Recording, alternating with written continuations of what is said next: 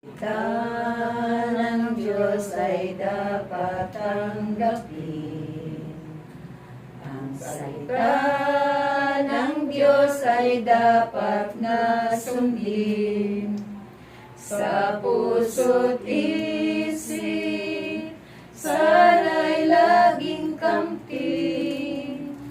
Makatulong siya sa ating pasanin.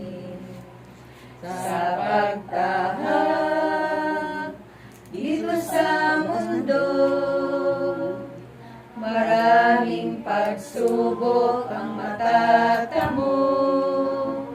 Pakinggan mo, isabuhay mo, ang salita ng Diyos ang tanging gabay mo. Ang mabuting balita ng ating Panginoon ayon kay San Mateo. Papuri sa iyo, Panginoon. Si Jesus sa harapan ni Pilato. Iniharap si Jesus sa gobernador. Ikaw ba ang hari ng mga Hudyo? Tanong sa kanya ng gobernador. Sumagot si Jesus, kayo na ang nagsabi. Ngunit nang paratangan siya ng mga punong saserdote at ng matatanda ng bayan, hindi na siya sumagot. Kaya't sinabi sa kanya ni Pilato, hindi mo ba narinig ang mga ipinararatang nila sa iyo?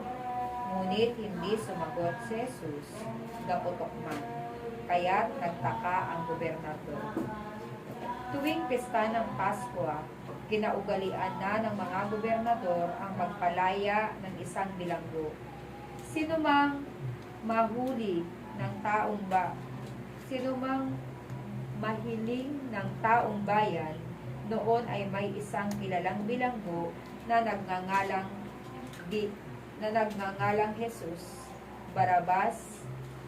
Kaya't nang magkatipon ang mga tao, tinanong nila si Pilato, sino ang ibig ninyong palayain ko? Si Jesus, Barabas, o si Jesus na tinawag na Kristo? Alam ni Pilato na inggit ang naguudyok sa kanila na dalhin sa kanya si Jesus.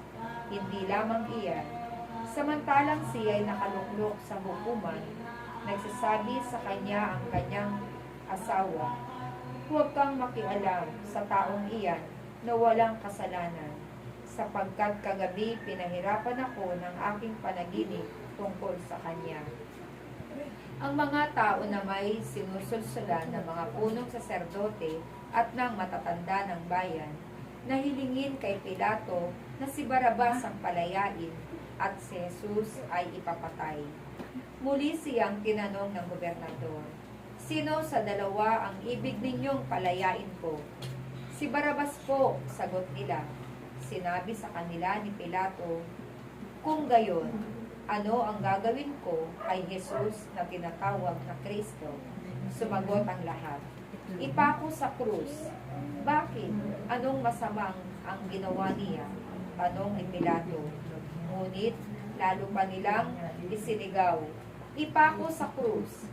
Nang makita ni Pilato na wala nang magagawa at malamang pang nagkakagulo ang mga tao, nagpakuha siya ng tubig at naghugas ng kamay sa harapan ng mga tao. Wala akong pananagutan sa kamatayan ng taong ito. Bahala kayo, sabi ni Pilato.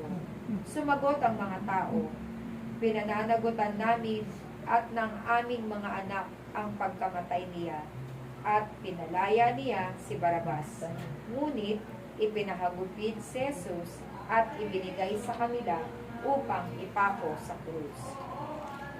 Si Jesus ay dinala ng mga kawal ng gobernador sa Pretorio at nagtipon ng buong batalyon sa paligid niya. Hinubaran nila siya at sinuutan ng isang balabal na pulang-pula.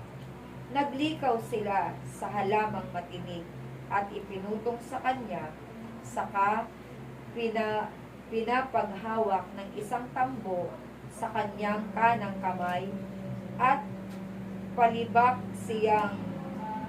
siyang niluhod-luhuran at binati. Mabuhay ang hari ng mga Hudyo. Siya'y pinagluduraan. Kinuha nila ang tambo at siya'y pinaghahampas sa ulo at matapos kutyain, kanilang inalisan siya ng balabal. Sinuotan ang sariling damit at inilabas upang ipako sa krus. Paglabas nila ng lungsod, kanilang nakita ang isang lalaking nagngangalang Simon, isang taga-Cyrene. Pilit nilang ipinapasan sa kanya ang krus ni Jesus. Pagdating sa lugar ng tinatawag na Golgota na nangangahulugang pook ng bungo, binigyan nila si Jesus ng alak at hinaluan ng apdo. Ngunit nang matikman niya ay hindi ininom. Nang maipako na siya sa krus, pinaghati-hatian nila ang kanyang mga damit. Matapos magsapalaran at naupo sila upang siya'y bantayan. Nakasulat sa kanyang ulunan ang sakdal laban sa kanya. Ito'y si Jesus, ang hari ng mga Hudyo. 2 tulisan ang kasabay niyang ipinako sa krus, isa sa kanan at isa sa kaliwa. Nilibak siya ng mga nagdaraan at tango-tango pang sinasabi, "Di ba ikaw ang gigiba ng templo at muling magtatayo nito sa loob ng 3 araw? Iligtas mo ngayon ang iyong sarili kung ikaw nga ang anak ng Diyos." Bumaba ka sa krus. Kinutiya rin siya ng mga punong saserdote, ng mga iskriba at ng matatanda ng bayan. Sabi nila, iniligtas ang iba, ngunit ang sarili di mailigtas. Di ba siya ang hari ng Israel? Bumaba lang siya ngayon sa krus. Maniniwala kami sa kanya. Nananalig siya sa Diyos at sinabi niyang siya ang anak ng Diyos. Iligtas siya ng Diyos kung talagang iniibig siya at inalipusta rin siya ng mga tulisang ipinako kasabay niya.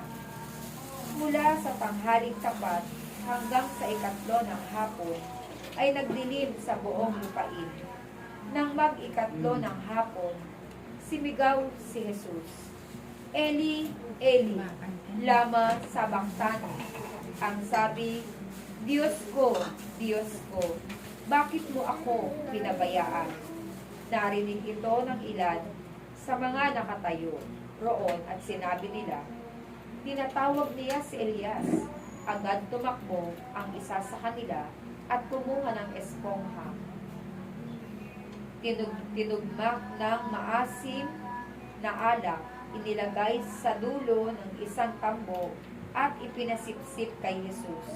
Ngunit sinabi naman ng iba, "Hintay muna, tignan natin kung darating si Elias upang iligtas siya."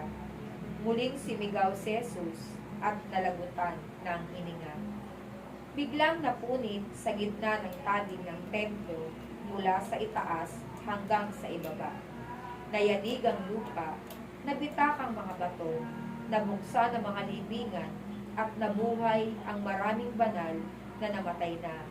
Lumabas sila ng libingan at nang muling mabuhay si Jesus, sila'y pumasok sa banal na lungsod at nakita roon ng marami. Nasindak ang kapitan at ang mga kawal na nagbabantay kay Jesus nang maramdaman nila ang lindol at masaksihan ang lahat ng nangyari.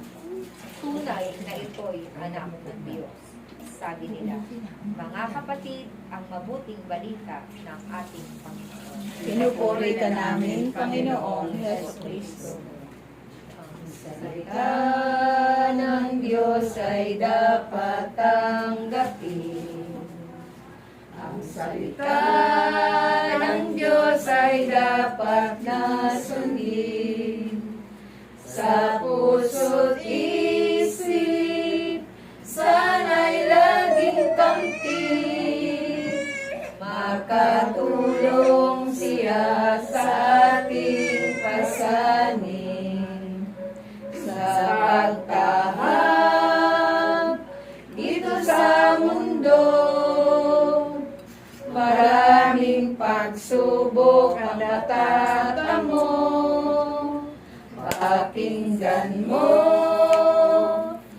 sa buhay mo ang salita ng Diyos, ang tanging gabay mo.